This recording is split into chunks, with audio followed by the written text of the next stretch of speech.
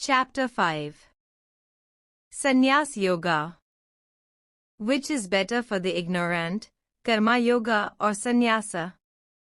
In 4.18, 19, 21, 22, 24, 32, 33, 37 and 41, the Lord has spoken of the renunciation of all actions, and in 4.42 he has exhorted Arjuna to engage in yoga, in performance of action. Owing to the mutual opposition between performance of action and renunciation thereof as between motion and rest, the two cannot be accomplished by an individual at one and the same time. Neither have two distinct periods of time been prescribed for their respective observance. By inference, therefore, only one of them forms Arjuna, so that thinking that, of the two, performance of action and renunciation thereof, he should resort to the better of the two to the exclusion of the other, Arjuna asks, 5.1, of the Lord with a desire to know which is the better of the two.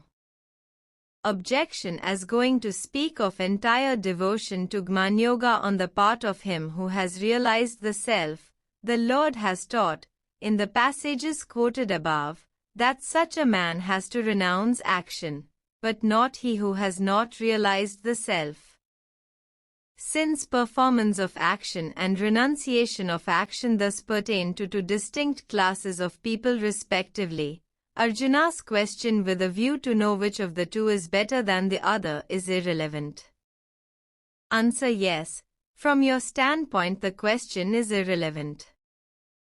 But from the questioner's, Arjuna's, own standpoint, the question, we say, is quite relevant. How? In the passages quoted above, the Lord enjoins renunciation as a duty, in the form, let the wise man renounce, and it cannot be enjoined as a duty unless it, the term, renounce, is more important than the agent, i.e., the term, wise, so that this injunction of renunciation should be extended so as to apply to that man also who has not realized the self, because renunciation is elsewhere enjoined on him also. It cannot be made out that renunciation of action is here intended for that man only who has realized the self. Thus arguing, Arjuna thinks that an ignorant man may either perform action or renounce it. But, owing to the mutual opposition of the two courses as shown above, only one of them can form the duty of an individual at a time. And inasmuch as it is the better one of the two that should be followed, but not the other, the question with a view to know which of the two is the better is not irrelevant. The question is not with reference to the enlightened. That this is the meaning of Arjuna's question is also evident from an examination of the meaning of the words in reply. How? The reply runs as follows: Sannyas and Karma Yoga both lead to the highest bliss, but Karma Yoga is the better of the two. 5.2. We should now ascertain, is it in reference to the Karma Yoga and the Karma Sannyas resorted to by a man who has realized the self that it is said that they lead to the highest bliss as their result, and that the Karma Yoga is for some reason the better of the two? Or is it in reference to those resorted to by a man who has not realized the self that the statement is made? What then? Listen, as a man who has realized the self resorts to neither Karma Yoga nor Sannyasa, it is not right to speak of them as alike leading to the highest bliss, or of the superiority of his Karma Yoga to his Karma Sannyasa. If, for a man who has realized the self, Karma Sannyas and its opposite, Karma Yoga, performance of action, were possible, then it would have been right to speak of them as alike leading to the highest bliss or to speak of the superiority of his Karma Yoga to his Karma Sannyasa. Inasmuch as, however, Neither karmasannyas nor karmayoga is possible for a man who has realized the self. It is not right to speak of them as alike leading to the highest bliss, or to say that karmayoga is better than karmasannyasa. When he is full of vairagya or indifference to all worldly concerns. The Mimamsakas bold that a single proposition can embody but a single injunction. Accordingly, if the proposition, the wise should renounce, be meant to enjoin renunciation, it cannot at the same time enjoin that renunciation should be resorted to by the wise alone. Else it would involve the fallacy of a double injunction in a single proposition. Karma-yoga and sannyas inapplicable to the enlightened. Question: are both karma-yoga and karma-sannyas impossible, or is only one of them impossible, for a man who has realized the self? If only one of them, is it karma-yoga or karma-sannyasa? What is the reason for the impossibility? Answer: since the man who has realized the self is free from illusory knowledge, karma-yoga which is based upon illusion must be impossible for him. Here, in the Gita Shastra, in the sections treating of the real nature of the self, it is said that a man who knows the self, who knows himself to be the self that is devoid of all changes of birth, and is actionless, and whose illusory knowledge has been replaced by right knowledge, that such a man has to renounce all actions, ever dwelling in the true actionless self. And it is further said that, owing to the opposition between right knowledge and illusory knowledge as well as between their effects, he has nothing to do with karma-yoga, the reverse of karma-sannyas, presupposing an active self and based on the idea of agency caused by illusory knowledge. Wherefore it is but right to say that, for him who has realized the self and who is free from illusory knowledge, karma-yoga which is based upon illusory knowledge is impossible. Question: what, then, are the sections treating of the real nature of the self in which the man who knows the self is said to have no action to do? Answer: in 2.17, in 2.19 and 2.21, and in other places here and there, the man who has realized the self is said to have no action to do. Objection: karma-yoga is also taught here and there in the sections treating of the real nature of the self, example in 2.18, 31, 47. How, then, can karma-yoga be said to be impossible for a man who has realized the self? Answer: it is so, because there is an opposition between right knowledge and illusory knowledge as well as between their effects. In 3.3 it is said that the Sankhyas who have realized the true nature of the self apply themselves to devotion in the path of wisdom, ever dwelling in the actionless self as distinguished from devotion in the path of action which is intended for those who have not realized the self.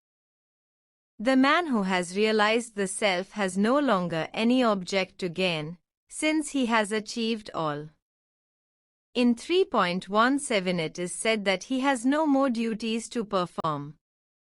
In such passages as 3.4 and 5.6, karma-yoga is enjoined as an accessory to the acquisition of the knowledge of the self, while in 6.3 it is said that the man who has obtained right knowledge has no longer anything to do with karma-yoga. Further, in 4.21 all action is denied to him except that which is required for bodily maintenance, and even with reference to such acts of hearing and seeing as may be required for mere bodily maintenance, the man who knows the true nature of the self is directed in 5.8 always to meditate with a concentrated mind on the idea that, it is not I that do it. It is not possible to imagine even in a dream that the man who knows the self can have anything to do with karma-yoga, so opposed to right knowledge and entirely based upon illusory knowledge. Wherefore it is the sannyas and the karma yoga of the man who has not realized the self that are spoken of, in this connection, as leading alike to moksha. This sannyasa, which consists in renouncing a few actions only while yet there is an idea of agency, is different from the one already spoken of, from the renunciation of all actions, which is resorted to by the man who has realized the self. The former becomes very difficult of performance, as it is further associated with yam and niyam and the like, which are the various forms of self-control. Karma yoga is comparatively easier of performance and is therefore spoken of as the better of the two. Thus an examination of the meaning of the words in reply leads also to the same conclusion as has been arrived at before as regards the meaning of Arjuna's question. At the beginning of the third discourse, Arjuna, seeing that knowledge and action could not coexist in one man, asked the Lord, "Tell me that which is the better of the two," and in reply the Lord declared decisively that devotayan in the path of knowledge was meant for the Sankhyas, the renouncers, the Samnyasins, and that devotion in the path of action was meant for the Yogins. And from the statement, "Nor by mere renunciation does he attain perfection," 3.4, it is clear that, in the view of the Lord, renunciation with knowledge is a means of attaining perfection, and karma yoga, too, must lead to perfection, inasmuch as it has been enjoined. 4.42. Arjuna now asks with a view to know as to which one of them, karma yoga or sannyasa, is better for a man who has no knowledge. How is the former supposition liable to objection? Or how is the latter reasonable? Anandagiri, here the two suppositions are repeated in the Bhashya, but they have been omitted in the translation. He thinks that he has yet to learn what the Vedanyas or the Upanishads teach, to reason about it and to meditate upon it. He has renounced only those actions which are specially enjoined on the grihasthas or the second religious order, ashrama. This sort of renunciation is thus partial and is meant to afford to the aspirant greater leisure to apply himself to the acquisition of spiritual wisdom. Atha Panchamodhyayah Sannyasa Yogaha Arjuna Uvacha Sannyasam karmanam Krishna punaryogam cha shamsasi Yachreya etayorekam tanme bruhi sunishchitam. Translation. Arjuna said, "Renunciation of actions, O Krishna, you praisest, and again yoga. Tell me conclusively that which is the better of the two. You teachest renunciation of those actions which are enjoined in the Shastras, and you teachest also that performance of those very actions is necessary. I have, therefore, a doubt as to which of them is better, performance of prescribed actions or renunciation of those actions. It is the better course which must be followed. Wherefore tell me conclusively that one, it being impossible for one man to resort to both at the same time, be it performance of actions or renunciation of actions, by which you think I may attain to perfection. Karma yoga suits the ignorant better than sannyasa." To state his own opinion with a view to clear the doubt, the Lord says, Shri Bhagavanuvacha Sannyasah karma yogascha nishreyasakaravubhau Tayostu karma sannyasat karma yogo vishishyate. Translation. The blessed Lord said, Renunciation and yoga through action both lead to the highest bliss, but, of the two, yoga through action is esteemed more than renunciation of action. Sannyas and karma yoga, renunciation of actions and performance of actions, both lead to moksha, as giving rise to spiritual knowledge. Though both lead to moksha, yet, of the two means of attaining moksha, karma yoga is better than mere i.e., unaccompanied with knowledge karma sannyasa. Thus the Lord has praised karma yoga. Wherefore? The answer follows. ज्ञेयस्य नित्यसन्न्यासी यो न द्वेष्टि न काङ्क्षति निर्द्वन्द्वो हि महाबाहो सुखं बन्धात् प्रमुच्यते. Translation. He should be known as a perpetual renouncer who neither hates nor desires, for, free from the pairs of opposites, O mighty armed, he is easily set free from bondage. The karma-yogin who neither hates pain and the objects causing pain, nor desires pleasure and the objects causing pleasure, should be known as a perpetual renouncer, samanyasin, though he is engaged in action. Sankhya and yoga lead to the same goal. Objection: Sannyas and karma yoga, which are meant for two distinct classes of people and are opposed to each other, should, properly speaking, be mutually opposed in their results also. They should not, on the other hand, both lead to moksha alike. Answer: the Lord says. The Lord does not of course mean that karma yoga is superior to true karma sannyasa. That which is accompanied with knowledge is a far higher path than karma yoga, though the latter is easier than, and therefore preferable to that karma sannyas which is unaccompanied with knowledge. Sankhya yogau pruthak balah pravadanti na panditaah ekamapyasthitah samyak ubhayor vindate phalam. Translation. Children, not the wise, speak of Sankhya and Yoga as distinct. He who is rightly devoted to even one obtains the fruits of both. It is children who speak of Sankhya and Yoga as producing distinct and opposite results. But the wise, men of knowledge, believe that they produce but one harmonious result. He who rightly observes even one of them, Sankhya or Yoga, obtains the fruits of both. Both lead to the same result, moksha. Wherefore, there is no diversity in the result. Objection: having started with the words sannyasa and karma yoga, how is it that he speaks of Sankhya and Yoga with which we are not at present concerned as producing the same results?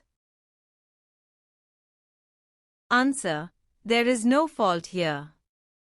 Arjuna indeed asked the question with reference to simple sannyas and simple karma yoga. But the Lord, without leaving these, has added to them some additional conceptions of his own and has answered the question, speaking of them under other names. Sankhya and Yoga. In TBE opinion of the Lord, sannyas and karma yoga are themselves termed Sankhya and Yoga. When knowledge of the self, jnana, and equanimity, samabuddhitva, are added to them respectively.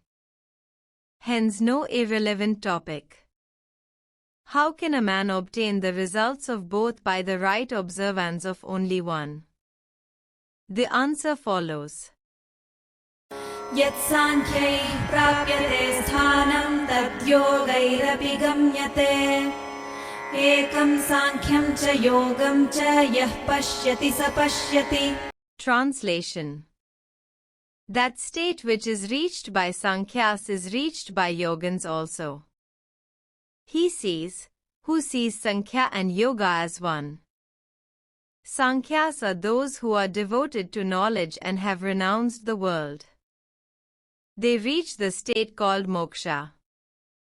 The same state is reached by yogins also, but indirectly through the attainment of true knowledge and renunciation, by those who perform their duties as a means of attaining knowledge, dedicating them to the Ishvara, and having no selfish end in view.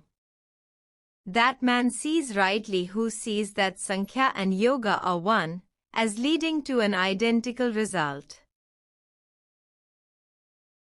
Question: if so, sannyas must be superior to yoga. How then is it that it has been declared that karma yoga is better than karma sannyasa? Answer: listen why it is so. It is the simple karma sannyas and the simple karma yoga with reference to which you have asked me, which one is the better of the two? In accordance with the question, my answer has been given without having regard to knowledge that karma yoga is superior to karma sannyasa. But that sannyasa, which is based upon knowledge, is regarded by me as Sankhya, and Sankhya itself is the true Paramartha yoga. It is only by a figure that the yoga through Vedic rites is called yoga or sannyas, inasmuch as it conduces to that true yoga or sannyasa. Karma yoga is a means to sannyasa. How is it that the aim of the karma yoga is that true yoga or sannyasa? Listen. Sannyasastu mahabaho dukkhamaptumayogatah yoga yukto munir brahma nachirenadhigacchati. Translation: but renunciation, O mighty armed, is hard to attain except by yoga. A sage equipped with yoga array long reaches Brahman. Renunciation, sannyasa, here spoken of is the true Paramarthika sannyas, and yoga is the Vedic karma yoga, performance of Vedic ritual, dedicated to the Ishvara and entirely free from motives. A sage, Muni, is so called because of his meditation, manna, on the form of the Ishvara.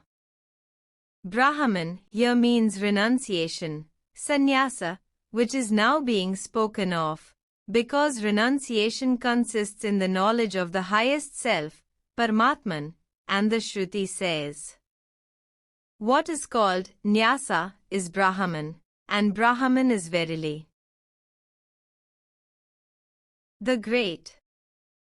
A sage equipped with yoga soon reaches Brahman, the true renunciation, which consists in steady devotion to right knowledge. Wherefore, I have said that karma yoga is better. A sage's actions do not affect him. When the devotee resorts to yoga as a means of attaining right knowledge, yoga yukto vishuddhatma vijitatma jitendriyah sarva bhutatma bhutatma kurvannapi na lipyate. Translation: he who is equipped with yoga, whose mind is quite pure, by whom the self has been conquered, whose senses have been subdued, whose self has become the self of all beings though doing, he is not tainted. He who is equipped with yoga, whose mind, Atman, Sattva, has been purified, who has conquered the body, Atman, the self, and the senses, who sees rightly, whose inner consciousness, the self, has formed the self of all beings from Brahma down to a clump of grass, he will not be tainted, he will not be bound by actions, though he may continue to perform them for the protection of the masses, with a view to set an example to the masses. A sage's actions are really no actions. Neither does he really do anything. Wherefore, naiva kinchit karomiti yukto manyet tatvavit pashyan shrinvan sprishan jigran ashnan gachan swapan shwasan प्रलपन् विसृजन् गृह्णन् उन्मिषन् निमिषन्नपि इन्द्रियाणीन्द्रियार्थेषु वर्तन्त इति धारयन्. Translation. I do nothing at all, thus would the truth knower think, steadfast, though seeing, hearing, touching, smelling, eating, going, sleeping, breathing, speaking, letting go, seizing, opening and closing the eyes, remembering that the senses move among sense objects. The truth knower is he who knows the true nature of the self, who sees the supreme reality. When and how would he think so ever intent on the truth? The answer is given thus, though seeing, etc. The duty of the man who, thus knowing the truth and thinking rightly, sees only inactions in all the movements of the body and the senses consists in renouncing all actions, for he sees the absence of action. The man, for instance, who thinks of quenching his thirst in a mirage, mistaking it for water, will not even after knowing that it is no water, resort to the same place for the purpose of quenching his thirst. Karmayogin is untainted by the results of his action. But as to the man who is not a truth knower and is engaged in action, ब्रह्मण्याधाय कर्माणि सङ्गं त्यक्त्वा करोति यः लिप्यते न स पापेन पद्मपत्रमिवाम्भसा. Translation. He who does actions, offering them to Brahman, abandoning attachment, is not tainted by sin, as a lotus leaf by water. He offers all actions to the Ishvara, in the faith that I act for his sake, as a servant acts for the sake of the master. He has no attachment for the result, even for moksha. The result of actions so done is only purity of the mind, and nothing else. Because कायेन मनसा बुद्ध्या केवलैरिन्द्रियैरपि योगिनः कर्म कुर्वन्ति सङ्गं त्यक्त्वात्मशुद्धये. Translation. By the body, by the mind, by the intellect, by mere senses also, yogins perform action, without attachment, for the purification of the self. Mere, free from egotism, resolute in the faith that I act only for the sake of the Lord, not for my benefit. Mere should be construed along with body, with each one of them separately. Yogins are those who are devoted to works, free from egotism in all their acts, without attachment for their results. They act only for the purification of the mind, sattva. Wherefore, as your duty lies only there, do you only perform action. Also because युक्तः कर्मफलं त्यक्त्वा शान्तिमाप्नोति नैष्ठिकीम् अयुक्तः कामकारेण फले सक्तो निबध्यते. Translation. The steady-minded one, abandoning the fruit of action, attains the peace born of devotion. The unsteady one, attached to the fruit through the action of desire, is firmly bound. The steady-minded man who, resolved that I do actions for the sake of the Lord, not for my benefit, abandons the fruit of action attains the peace called moksha, as the result of devotion, through the following stages. First, purity of the mind, then, attainment of knowledge, then, renunciation of all actions, and lastly, devotion to knowledge. But he who is unsteady is led by desire and is attached to the fruit, thinking, I do this act for my benefit. He is firmly bound. Wherefore, be you steady-minded. The blissful embodied life of a sage. But as to the man who sees the Supreme Being, सर्वकर्माणि मनसा सन्न्यस्यास्ते सुखं वशी नवद्वारे पुरे देहि नैव कुर्वन्न कारयन्. Translation. Renouncing all actions by thought and self-controlled, the embodied one rests happily in the nine-gated city, neither at all acting nor causing to act. Actions are either the obligatory duties, nitya karmane, or those arising on the occurrence of some special events, naimittika karmane, or those intended for securing some special ends, and which are only optional, kamya karmane, of those which are forbidden, pratishidha karmane. The man who has subdued the senses renounces all actions in speech, thought, and deed, by discrimination, by seeing in action, and rests happily. He rests happily because he has given up all action in speech, thought and deed, because he is without worry, because his mind is calm, because, accepting the self, all interests, foreign to the self, have departed from his mind. Where and how does he rest? In the body which has 9 openings, 7 in the head, being the organs of sensation, 2 nether ones for the passage of the urine and the dung. As having these 9 openings, the body is said to be a nine-gated city. It is like a city, with the self for its monarch, inhabited by the citizens of the senses, mind, intellect, as well as their objects, all working for the sole benefit of their Lord and producing consciousness of various objects. In such a nine-gated city the embodied one rests, having renounced all action. Objection: of what use is the qualification, he rests in the body? Every man, be he a samanyasin or not, rests in the body only. So, the qualification is meaningless.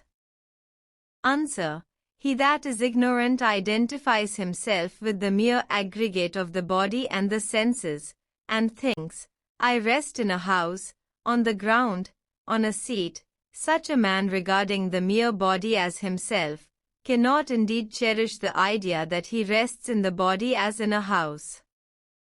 But in the case of a man who regards the self as distinct from the aggregate of the body, the idea that he rests in the body is quite possible. And it is also right that he should renounce by thought, by knowledge, by discriminative wisdom the action attributed to the self through ignorance, but which really pertains to the not-self. Though a man has attained discriminative wisdom, i.e., has realized his true self as distinguished from the not-self, and has renounced all concern with action, still, it may be said that he rests in the nine-gated city of the body as in a house, inasmuch as his personal consciousness of resting arises only with reference to the body in virtue of the traces of the unspent portion of the prarabdha karma which brought the present body into existence, still continuing to be felt. Thus the qualification, he rests in the body, has a meaning, as pointing to a distinction between the respective standpoints of the wise and the ignorant. Objection: it is true that he renounces the actions of the body and of the senses attributed falsely to the self through ignorance. Still, the power of acting and of causing to act may be inherent in the self and may remain in him who has renounced actions. Answer: the Lord says, he neither acts himself, nor causes the body and the senses to act. Question: do you mean that the power of acting and of causing to act is inherent in the self and that it ceases by renunciation, like the motion of a moving person, or that the power is not inherent in the self? Answer: the power of acting or of causing to act is not inherent in the self, for the Lord has taught that the self is unchangeable, 2.25, and though seated in the body, he acts not, nor is he tainted, 8.31. The Shruti says, it thinks as it were and moves as it were. Nature is the source of activity. Moreover, न कर्तृत्वं न कर्माणि लोकस्य सृजति प्रभुः न कर्मफलसंयोगं स्वभावस्तु प्रवर्तते. Translation. Neither agency nor objects does the Lord create for the world, nor union with the fruits of actions. But it is the nature that acts. The self, the Lord, of the body, does not create agency, does not of himself urge anyone to action, do this. Neither does the self create cars, jars, mansions, and other objects of desire. Nor does the self unite him who makes a car or the like with the fruit of the act. Question: if the self in the body does not himself act nor cause others to act, what then is it that acts and causes others to act? Answer: listen. It is nature, Swabhava, Prakriti, Maya, the divine Maya made up of gunas. 7.14. Wisdom and unwisdom. In reality, नादत्ते कस्यचित् पापं न चैव सुकृतं विभुः अज्ञानेनावृतं ज्ञानं तेन मुह्यन्ति जन्तवः. Translation. The Lord takes neither the evil nor even the good deed of any. Wisdom is enveloped by unwisdom, thereby mortals are deluded. Of any, even of his devotees. Question: with what object then is done by devotees any meritorious act, an act of worship, sacrifice, or charity, the offering of an oblation into the fire, or the like? Answer: the Lord says in reply, discriminative knowledge is enveloped by ignorance. Mortal creatures in samsara are deluded and think, I act, I cause to act, I shall enjoy, I cause to enjoy, and so on. That is to say, Atman forms the agent, the enjoyer, and the Lord of creation. Through avidya. ज्ञानेन तु तदज्ञानं येषां नाशितमात्मनः तेषामादित्यवज्ञानं प्रकाशयति तत्परम्. Translation. But to those whose unwisdom is destroyed by wisdom of the self, like the sun wisdom illuminates that supreme. When that unwisdom by which the mortals are enveloped and deluded is destroyed by wisdom or discriminative knowledge of the self, then, as the sun illuminates all objects, so wisdom illuminates the whole of the knowable, the supreme reality. The sage has no more births. The supreme reality having been illuminated by wisdom. तद्बुद्धयस्तदात्मानस्तन्निष्ठास्तत्परायणाः गच्छन्त्य पुनरावृत्तिं ज्ञाननिर्धूतकल्मषाः. Translation. With their consciousness in that, their self being that, intent on that, with that for their supreme goal, they go never again to return, their sins shaken off by means of wisdom.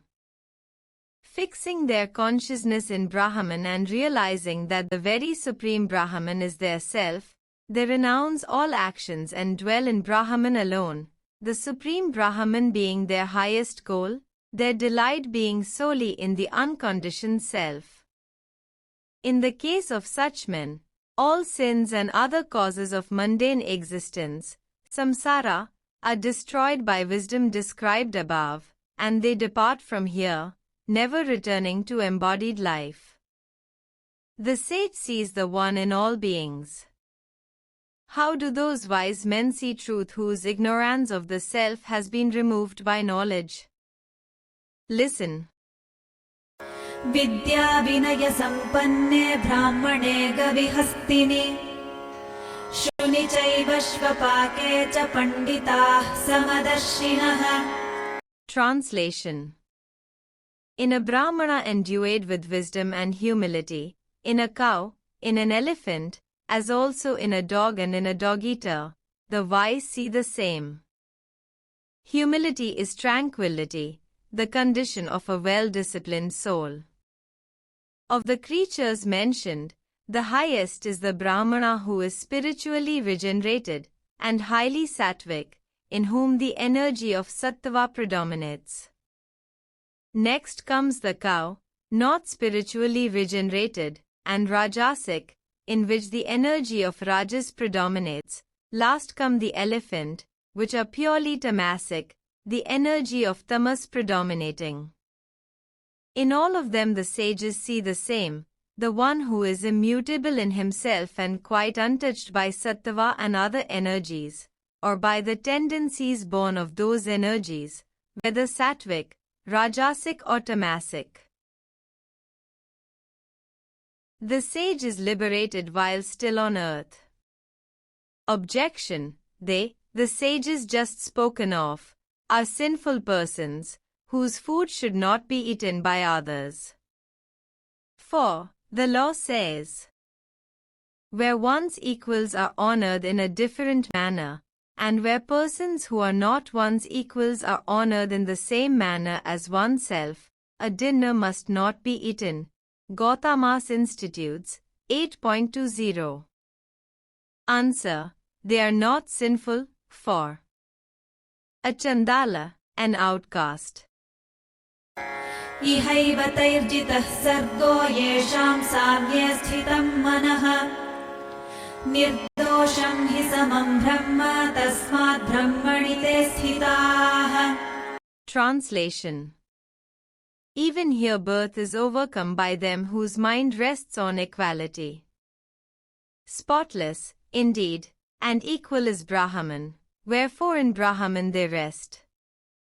Even while living here on earth, birth has been brought under control by those sages who see the One, and whose intuition, antahkarana, rests unwavering on the equality, homogeneity, of Brahman in all creatures. Though, to the ignorant, Brahman in such impure bodies as those of dog-eaters and the like appears to be contaminated by their impurities, yet he is unaffected by them and is therefore spotless. Further, he is not heterogeneous either, owing to any heterogeneous attributes inherent in himself, for consciousness, Chaitanya, has no attributes. And the Lord speaks of desire and the like as the attributes of the kshetra. Of the body, of the not-self, 8.6, and he speaks also of the self as beginningless and without attributes, 8.31. Nor are there what are called ultimate particulars, antyavisheshas, as the basis of individual distinctions in the self, since no evidence can be adduced to prove their existence in relation to the several bodies. Hence Brahman is homogeneous and one. Wherefore they, the sages, rest in Brahman only. Not in the slightest can blemishes of bodies affect them, since they have no egotism and do not identify themselves with the aggregate of the body and the like. It is only to those who are egotistic and who identify the self with the aggregate of the body and the like, that the institute quoted above is applicable, since it refers to persons who are the objects of honor. In honoring and giving gifts, some special qualifications are taken into account, such as a knowledge of Brahman, knowledge of the 6 auxiliary sciences, Angas, a knowledge of the 4 Vedas and the like. But Brahman is free from all attribute, good and bad. Hence the statement, they rest in Brahman. Moreover, the institute quoted above is taken from a section which is concerned with works, karma, whereas this portion of the Gita, from 5.13 to the end of the Adhyay, is a section treating of renunciation of all works. According to the Vaisheshika system of philosophy, Antyavishesha, is that indefinable peculiar attribute inherent in an eternal substance which distinguishes it from another eternal substance. It is that in an eternal substance which marks its individual identity. The existence of such an attribute is only inferred in order to account for a distinction which is otherwise perceived. The eternal substances are thus enumerated: the atoms of earth, of water, of light, and of air, akasha, ether, time, space, Atman, soul, and manas, mind. The Antyavisheshas in the Atman is only inferable from a distinction in the self, for which Vedanta sees no evidence. Distinctions in the body cannot certainly point to distinctions in the self, since a yogin can simultaneously assume various bodies. The sage is free from grief and rejoicing. Because Brahman, the self, is blemishless and homogeneous, therefore, न प्रहृष्येत् प्रियं प्राप्य नोद्विजेत् प्राप्य च प्रियम् स्थिरबुद्धिरसम्मूढो ब्रह्मविद् ब्रह्मणि स्थितः. Translation. He who knows Brahman can neither rejoice on obtaining the pleasant, nor grieve on obtaining the unpleasant, steady-minded, undeluded, resting in Brahman. Pleasant and unpleasant objects can cause pleasure and pain to them only who regard the body as the self, not to him who sees the pure self, since the latter never comes by pleasant and unpleasant objects. He is undoubtingly conscious that the self is free from delusion. He rests in Brahman. Described above, that is, he does no action, he has renounced all action. The sage's infinite joy. Moreover, resting in Brahman. बाह्यस्पर्शेष्वसक्तात्मा विन्दत्यात्मनि यत् सुखम् स ब्रह्मयोगयुक्तात्मा सुखमक्षयमश्नुते. Translation. With the self unattached to external contacts, he finds the joy which is in the self. With the self engaged in the contemplation of Brahman, he attains the endless joy. When his intuition, antahkarana, is uncontaminated by attachment to things contacted by the senses, to the sound and other sense objects which are all external, to the self, the sage realizes the joy which there is in the self.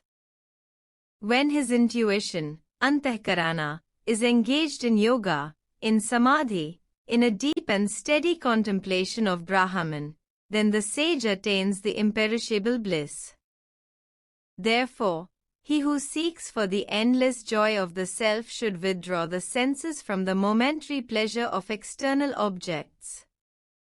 For the following reason also he should withdraw the senses from external objects.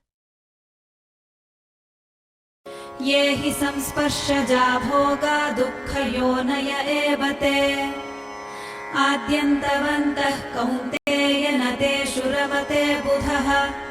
Translation. For those delights which are born of contacts are only generators of pain, having a beginning and an end. O son of Kunti, a wise man rejoices not in them. The pleasures that are caused by contacts of the senses with sense objects are only generators of pain, since those delights are caused by nescience, avidya. We do find that all troubles arising in the body, adhyatmika, etc., are traceable to them, delights only. As in this world, so in the other, as the word only indicates. Seeing that there is no trace of joy in the samsara, the devotee should withdraw the senses from the mirage of sense objects. Not only do the delights cause pain, but also they have a beginning and an end. The contact of a sense with its object marks the beginning of a pleasure, and their separation its end. Delights are temporary, occurring in the movement of interval between the origin and the end. A man who possesses discrimination and who has realized the supreme reality does not rejoice in them. It is only quite ignorant persons that are, like cattle and the like, found to rejoice in the sense objects. The path of nirvana. And there is also a wicked thing, an enemy on the path to bliss, a most difficult thing to deal with, the source of all evil, very difficult to ward off, so that very mighty efforts should be made, says the Lord, to repel the enemy. शक्नोति have यः सोढुं प्राक्शरीरविमोक्षणात् कामक्रोधोद्भवं वेगं स युक्तः स सुखी नरः. Translation. He that is able, while still here, to withstand, before liberation from the body, the impulse of desire and anger, he is a yogin, he is a happy man. While still here, while yet living. Before liberation from the body, up to the point of death.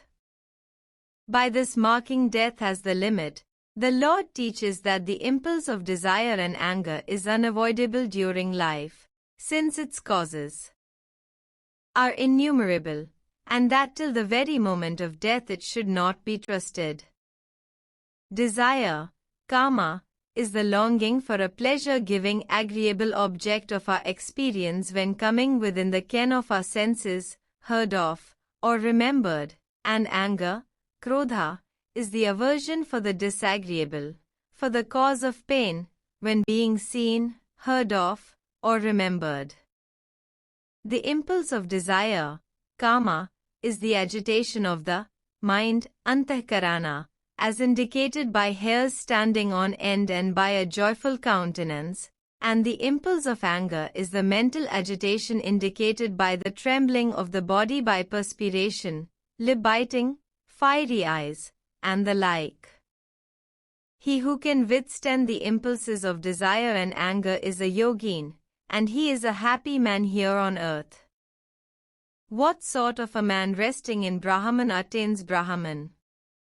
The Lord says,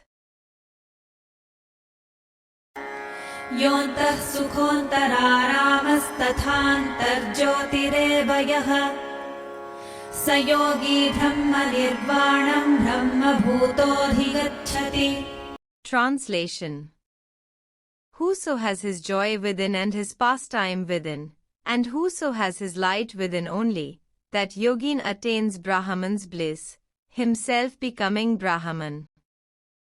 Within, in the self, he attains the bliss, nirvana, in Brahman, he attains moksha, while still living here on earth.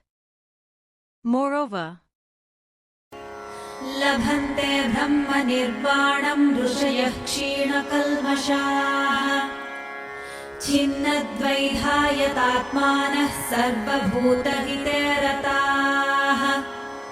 Translation. The sages attain Brahman's bliss, they whose sins have been destroyed and doubts removed, who are self-controlled and intent on the welfare of all beings. Sages, rishis, men of right knowledge and renunciation.